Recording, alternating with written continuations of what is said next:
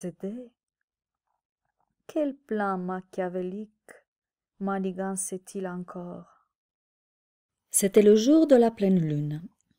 Marjolaine préparait tous ses outils pour chercher la fameuse plante qu'elle ne devait cueillir qu'à cette date, afin que la potion développe toute son efficacité. Elle s'est mise en route, accompagnée de ses 4 chiens de garde, Térix, Érix, Fox, Ox. Ils étaient comme son ombre à l'accompagner partout et la guider dans ses choix. C'étaient les seuls qui avaient le droit de pénétrer dans la forêt sacrée de Marjolaine.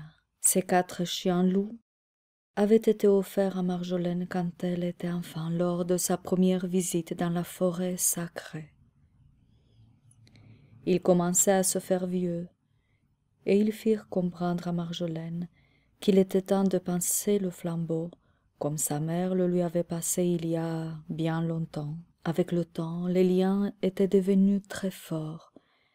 Ils se comprenaient sans avoir besoin de se parler. Ils l'informèrent que le jour venu, elle trouverait dans la forêt sacrée 4 chiots qui choisiraient leur maître parmi les 4 enfants de Marjolaine. Ils lui firent comprendre que cet enfant serait le gardien du secret de la potion magique. Les chiots le conduiraient à sa plante spécifique, celle qui donne le pouvoir magique à la potion. La plante qu'il choisirait ne serait pas forcément la même que celle de Marjolaine. Le pouvoir de la potion ne serait pas forcément le même. Cette potion pourrait amener de grands changements. Lors des moments cruciaux, cette potion pouvait donner un pouvoir magique aux personnes qui la boivent. Parmi la multitude de plantes qui se trouvaient dans la forêt sacrée, une seule peut donner ce pouvoir à la potion. Jusqu'à maintenant, personne n'a été conduit pour cueillir cette plante magique. Quand Marjolaine voulut savoir quel était ce pouvoir incroyable, la communication s'est arrêtée net.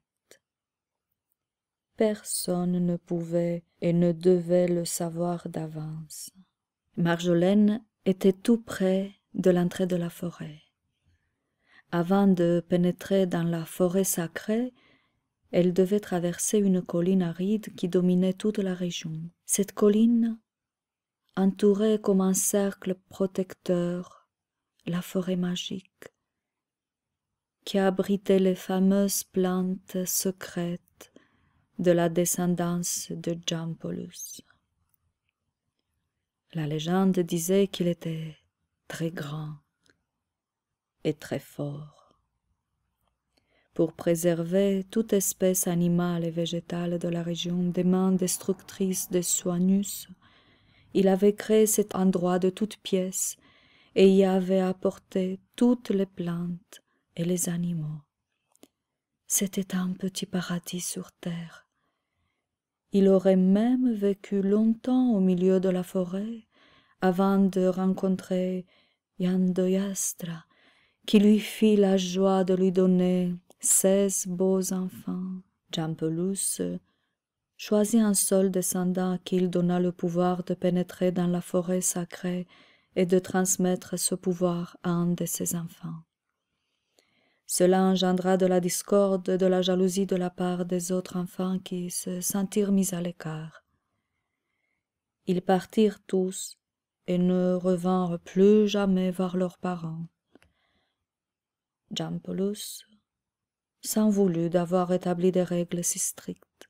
Pourtant, il était convaincu de pouvoir préserver cet endroit intact si une seule et unique personne pouvait faire office de gardien. Soanus profita de la frustration des enfants de Jampolus pour les attirer dans le camp, dans son camp, et donna à chacun d'entre eux une ville à gouverner. Le rêve de Soanus était de moderniser tout le pays, de grouper tous les gens dans des villes bien gardées et fermées, gouverner avec des lois draconiennes pour mieux les maîtriser et mieux les manipuler.